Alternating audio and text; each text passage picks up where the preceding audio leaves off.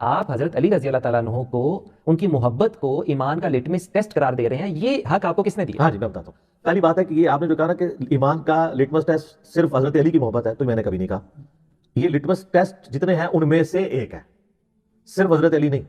میں نہیں بیان کیا کہ بخاری مسلم میں حدیث ہے کہ صرف مومن ہی انصار مدینہ سے محبت رکھے گا اور منافق ہی ان سے بغض رکھے گا. ٹھیک ہے، تو یہ صرف والی بات تو میں نے کبھی نہیں کی ہے. اس سے اگر کوئی یہ رزلٹ نکالے کہ آپ نے جو کوئی حضرت علی کی محبت کو ایمان کا ٹیسٹ کہا لہٰذا ختم نبوت ایمان کا ٹیسٹ نہ ہوئی، تو بندے آپ پہ ہنسیں گے نا، یہ آپ نے رزلٹ کیسے نکال لیا.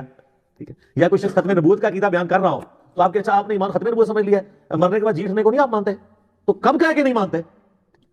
سوال یوں بنتا ہے کہ اس کو بھی ایمان کا ٹیسٹ قرار دیا صحیح جس طرح اور حضرت علی تو سر حدیثوں کو چھوڑ دیتے ہیں ٹھیک ہے. ہم دنیا میں جو بھی مسلمان ہے اس سے پوچھتے ہیں کہ کیا نبی علیہ السلام کے گھر والوں سے محبت کرنا، ان کی بیٹیوں سے محبت کرنا، ان کے داماد سے محبت کرنا، یا ایٹ لیسٹ وہ 4 بندے حضرت ابو بکر عمر عثمان و علی جن کو ہم مسلمان فخری اپنا لیڈر بیان کرتے ہیں، کیا ان کو ان سے محبت کرنا یہ ہمارے ایمان کا حصہ ہے؟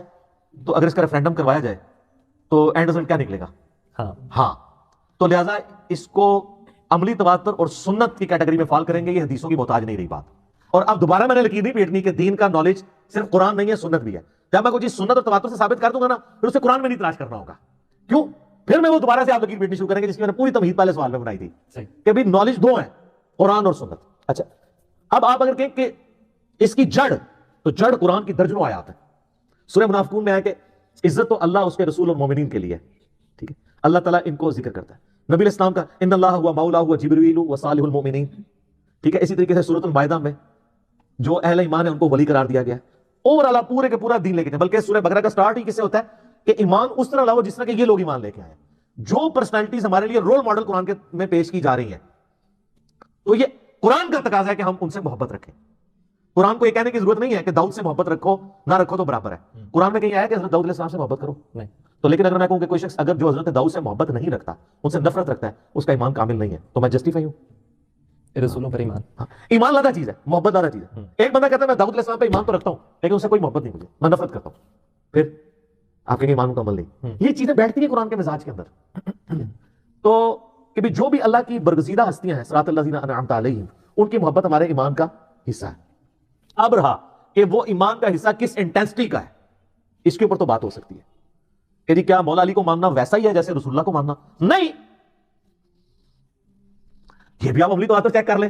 دنیا میں آپ کسی شیعہ کے پاس بھی چلے جائیں، اسے کو تم مولا علی سے اتنی محبت کیوں کرتے ہو، تو وہ حضرت علی کے جب فضائل گنوائے گا تو وہ سٹارٹ، سنی کو تو ضرورت نہیں نا، وہ تو ہم سمجھتے ہیں کہ وہ پہلے ہی اس پیٹرن پہ ہیں، یعنی ہم سے مراد آپ لوگ شیعہ گروپ کرتے ہیں نا، تو وہ کیا کہے گا آپ کو؟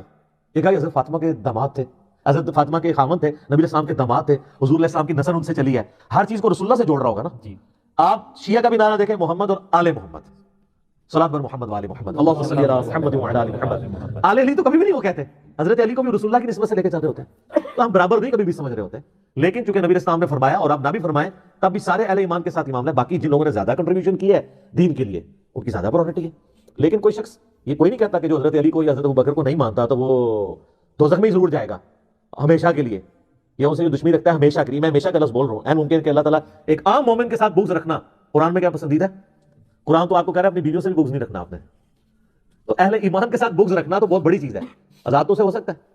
تو یہ چیزیں کبھی بھی قرآن سے ٹکراتی نہیں. آپ اس کے لیے تھام رول یاد رکھیں. جتنے لوگ بھی لے کے آتے ہیں نا، وہ غامدی صاحب قرآن اس سے خالی ہے، موطا امام مالک اس سے خالی ہے. اس دن ابھی ذرا موقع نہیں تھا، وہ طلاق کے مسئلے بیان کر رہے تھے، تو میں وہاں بولنے کا تھا کہ حضرت آپ الموطا کا نام لیتے ہیں، الموطا تو اس سے خالی ہے جو آپ طلاق کا مسئلہ بیان کر رہے ہیں. الموطا تو وہی مسئلہ بیان کرتی ہے جو میں بیان کر رہا ہوں کہ ایک مجلس کی 3 طلاقیں 3 ہیں، اور آپ الموطا کو قرآن کے بعد سب سے بہترین کتاب مانتے ہیں حدیث کی. تو آپ کا طلاق کا مسئلہ سے تو بالکل آپ کے مسئلے سے خالی ہے الموطا، ہمارے مسئلے سے بھری پڑی ہوئی ہے. صحابہ کرام کے فتوے ہیں کہ ایک مجلس کی 3 طلاقیں 3 ہوں گی. تو اب ادھر واپس آ رہے ہیں کہ یہ اس طرح کی جو باتیں کی جاتی ہیں نا، وہ تب قرآن سے ٹکرائیں گی جب قرآن میں لکھا ہو کہ حضرت علی، ابو بکر، عمر، عثمان علی یا صحابہ حضور علیہ السلام پہ ایمان لانے والوں کی محبت ایمان کا حصہ نہیں ہے. جب تک یہ جملہ قرآن میں نہیں آتا یہ کبھی قرآن سے ٹکرائے گی نہیں بات. اور یہ میں فہم آپ کو عائشہ کا فہم بتا رہا ہوں سلام اللہ علیہ. قرآن میں آیت ہے کہ ان الصفا والمروہ من شعائر اللہ، صفا اور مروہ اللہ کی شعائر. اس کے ساتھ آتا ہے کہ جب تم حج اور عمرے کے لیے کانٹیکسٹ میں بات ہو رہی ہے، کوئی حرج نہیں اگر ان کی سعی کرو. اردو میں جب یہ جملہ بولا جاتا ہے کہ آپ یہ کام کریں تو کوئی حرج نہیں، اس کا مطلب یہ ہوتا ہے کہ یہ کام کرنا بھی جائز ہے، نہ کرنا بھی جائز ہے. یہی ہے نا جی. قرآن کے ظاہری الفاظ تو یہی بتا رہے ہیں، لیکن سنت اس کو سپورٹ نہیں کر رہی. سنت جو ہے نا جی وہ قرآن کی بھی حفاظت کر رہی ہے. یہ بڑا ثقیل جملہ ہے لیکن اس بات کو سمجھیے گا. یہ قرآن ہم تک پہنچا کس طرح؟ نبی کریم صلی اللہ علیہ نبی علیہ السلام سے. آپ کو دیکھے گئے تھے وسلم. عملی تواتر سنت. قرآن کی اتھینٹسٹی کیا ہے؟ سنت. عملی تواتر. اور مسلمانوں کا یہ عملی تواتر ہے کہ حج اور عمرے کا کریٹیکل جز ہے صفا مروہ کی صحیح کرنا. نہیں کریں گے آپ کا حج اور عمرہ مکمل نہیں ہوگا. لیکن قرآن کہہ رہا ہے کہ کوئی حج نہیں اگر کر لو تو آپ والا رزلٹ نکالا جائے تو مطلب تو یہ ہوا کہ نہ کرو. اچھا یہی سوال لے کے صحیح بخاری میں آتا ہے. ام عائشہ کے پاس ایک بندہ آیا, اس نے کہا صفا مروہ کی صحیح تو کوئی ضروری نہیں ہے. تو آپ نے پوچھا کیوں؟ انہوں نے کہا قرآن میں لکھا ہے کہ اگر صفا مروہ کی صحیح کر لو تو کوئی حرج نہیں. مراد یہ کہ اضافی کام ہی ہے. انہوں نے کہا یہ اس طرح نہیں ہے. اگر قرآن میں لکھا ہوتا نا کہ صفا مروہ کی صحیح نہ کرو تو کوئی حرج نہیں, پھر تیری بات درست ہو رہی تھی نہ ہوتا تو. حالانکہ اس کی بات بھی لنگوسٹک کے پوائنٹ آف ویو سے کامل تھی, لیکن اما عائشہ نے پھر اس کا کانٹیکسٹ کلیئر کیا کہ یہ جو غامدی صاحب امین حسن اسلائی صاحب بھی کہتے ہیں نا مزاج رسول, تو انہوں نے بتایا کہ کس مزاج میں نازل ہوئی ہے, یہ اللہ کا مزاج کیا تھا. انہوں نے کہا ہوا یہ تھا کہ جو مشرکین عرب مسلمان ہوئے نا تو انہوں نے دیکھا کہ ہمارے جو پریویس ادیان دین کے اندر جو چیزیں ان کا جو ٹوٹا پھوٹا جو تھا اس میں بڑی غلط چیزیں تھیں, اور اس میں صفا مروہ کی صحیح بھی انہوں نے بت صفا مروہ پہ سجائے ہوئے تھے. اب جب وہ مسلمان ہوئے تو انہوں نے یہ سوچنا شروع کیا کہ ہو سکتا ہے یہ بھی بت پرستی ہی کی کوئی علامت ہو. تو اللہ نے اس کو انڈورس کیا کہ مشرکین عرب جو کچھ کر رہے ہیں سب کچھ غلط نہیں کر رہے, کچھ ٹھیک بھی کر رہے ہیں. اس میں سے صفا مروہ یہ شاعر اللہ میں سے ہے, اگرچہ صفا اور مروہ پہ انہوں نے بت سجا دیے ہیں لیکن یہ سیدنا ابراہیم علیہ السلام کی بیوی کی یاد دلاتے ہیں اس عمل کی جو تورات کے اندر ڈیٹیل سے آتا ہے. بخاری میں بھی اشارہ ذکر موجود ہے, وہ جو دوڑی تھی. تو اس لیے ان کو کہا گیا کہ کوئی حرج نہیں کرو, یہ وہ نہیں ہے جو تم سمجھ رہے ہو, یہ اسلام کا حصہ ہے. حرج نہیں سے مراد یہ نہیں تھا کہ کر لو تو ٹھیک, نہ کرو تو کوئی حرج نہیں. یہ حرج نہیں کی انٹینسٹی آپ کو بخاری سے پتہ چلی ہے. قرآن تو بالکل خالی ہے اس سے, یہ انٹینسٹی سمجھانے سے کہ یہ کیوں کہا گیا کہ کوئی حرج نہیں. اچھا اب اس سے آگے چلیں آپ.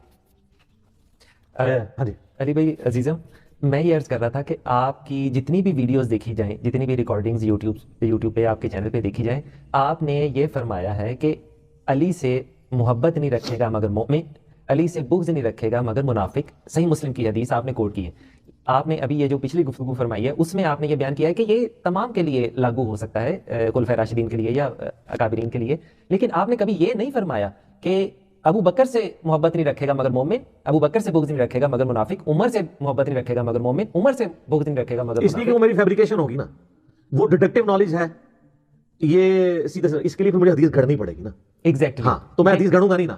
تو نبی علیہ السلام کو چونکہ اللہ تعالیٰ نے غیبی خبر یہ دے دی تھی کہ امت کیا کچھ کرے گی, تو نبی علیہ السلام نے ان چیزوں کو ہائی لائٹ کیا. اس کے آج کی تازہ مثال آپ نے جمعہ نہیں پڑھا نا مسجد میں جی, علامہ صاحب نے 3 دفعہ حدیث بیان کی, کم از کم تو میں نے سنی ہے, مجھ سے پہلے بھی 3 دفعہ حدیث کیوں بیان کی ہے. سٹارٹ تو وہ لے کے جا رہے ہیں ایسے کہ زید بن ارقم کہتے ہیں کہ نبی علیہ السلام نے فرمایا کہ میں اپنے بعد 2 ثقلین چھوڑ کے جا رہا ہوں. ٹھیک ہے, تو ایک دفعہ بندہ بھول سکتا ہے, 2 دفعہ بھول سکتا ہے, 3 دفعہ تو نہیں بھولتا. پھر جب وہ عربی میں خطبے میں وہ عربی ریپیٹ کر رہے ہیں اس حدیث کی, تو وہ کیوں چھوڑ رہے ہیں؟ یہ تو اسی طریقے سے کوئی کہ یا ایھا الذین آمنوا اطیعوا اللہ واطیعوا الرسول واولی الامر منکم بھول جائے, کیوں بھول جائے؟ اور واولی الامر منکم پہ آ کے حنفیوں کی طرح رک جائے اور اس سے معونیفہ ثابت کرے, تو ہم کہیں گے آگے بھی پڑھو فإن تنازعتم فی شیء فردوہ الی اللہ والرسول. تو وہ ہم اس کو بدنیتی سمجھ رہے ہوں گے نا اس کی. وہ ثقلین کیوں کہہ رہا ہے؟ ثقلین کہنے کے بعد آدھی حدیث کیوں بیان کر رہا ہے؟ اس لیے وہ آدھی حدیث بیان کر رہا ہے کہ اس کا دل نہیں مانتا کہ میں دوسرا حصہ بیان کروں, ورنہ اس کی کلیریفیکیشن مجھے دینی پڑے گی. اور وہ ایک مس چیف کر رہا ہے کہ جب 2 چیزیں ہیں نا اور قرآن پہ میں زور لگا رہا ہوں تو پبلک کو تو سنیو نا یہ کہانی کرائی ہے کہ دوسری چیز تو سنت ہی ہوتی ہے, تو دوسری وہ خود فلنگ دی بلینکس کریں گے, غلط فلنگ دی بلینکس. وہ غلط فلنگ دی بلینکس کرانے کے لیے وہ حدیث نہیں بیان کر رہا. اگر واللہ میں کہتا ہوں وہاں پہ سنت ہوتی تو وہ بیان بھی کر دیتا کہ حجۃ الوداع پہ حضور نے فرمایا 2 چیزیں چھوڑ کے جا رہا ہوں. وہاں کبھی آپ نے سنا ہے 2 چیزیں چھوڑ کے جا رہا ہوں, ایک قرآن ہے, بس پکڑ لینا گمراہ نہیں ہو گئے. ادھر کبھی بریک نہیں لگتی. غدیر خون کی حدیث پہ کیوں بریک لگتی ہے؟ تفریق آئی ہوئی ہے. تو سر ہمیں تو یہ حدیثیں بالکل فٹ ان بیٹھتی ہیں. ہم ان حدیثوں کو پڑھ کے نبی اسلام پہ ہمارا ایمان اور تازہ ہوتا ہے کہ حضور کو واقعی اللہ نے غیبی خبریں دی تھی کہ امت نے کس کس بندے کے ساتھ کام ڈالنا ہے. آپ نے اسی کو آئیڈینٹیفائی کر کے نا اس کے بارے میں باتیں بتائی ہیں. انصار مدینہ آپ دیکھ لیں, جن لوگوں نے اسلام کے لیے قربانیاں دی, سب سے زیادہ ان کو نظر انداز کیا گیا بعد میں. تو حدیث میں انہی کے بارے میں آپ فرمایا صبر کرنا, اسے گوسن مجھے آ کے ملنا, تمہارے ساتھ یہ کچھ کریں گے. اور دنیا میں ہمیشہ ایسے ہوتا ہے. آج بھی آپ دیکھ لیں پی ٹی آئی جن لوگوں نے بنائی تھی نظر انداز ہو گئے, پوری ڈاکٹرن بدل گئی پی ٹی آئی کی. ہمارے والوں میں غامدی صاحب بھی شامل ہیں, انہوں نے خود بتایا مجھے کہ میرے گھر میں پی ٹی آئی بنی تھی, لیکن آج وہ کہنے دیکھیں کدھر پہنچی ہے. تو یہ ہمیشہ ہوتا ہے, جو لوگ بنانے والے ہوتے ہیں نا بیچارے وہ ہمیشہ بیک فوٹ پہ چل جاتے ہیں. بعد میں ایسے لوگ بیچ میں ایڈ ہو جاتے ہیں کہ وہ اس پورے سسٹم کو ہائی جیک کر لیتے ہیں. تو ہم صرف اتنی بات کریں گے جتنی ہمیں ملے گی. اور وہ میں نے بتایا کہ سیدنا علی کے بارے میں بھی امت میں پیسے تو ملے گی, لیکن جب کبھی کاؤنٹر نیگیٹو کھڑا کرنے کی باری آئے گی نا, پھر حضرت علی سے چیڑ ہوگی. ویسے تو آپ عام سنی سے پوچھیں کہ حضرت علی سے محبت کر سکے, کیوں نہیں کرتا, لیکن وہ میسج کے اوپر کیوں پھر چڑھتا ہے. یعنی آپ کے کہنے کا مطلب ہے کہ صحیح مسلم شریف میں یہ جو حدیث آئی ہے وہ اس لیے آئی ہے کہ کیونکہ اس کے آگے پرابلم سٹارٹ ہونے تھے, اس وجہ سے اس کی. اور یہ ایک حدیث نہیں ہے, کئی حدیث ہیں, غدیر خون کی حدیث ہے, من كنت مولاه فهذا علي المولى. ٹھیک ہو گیا.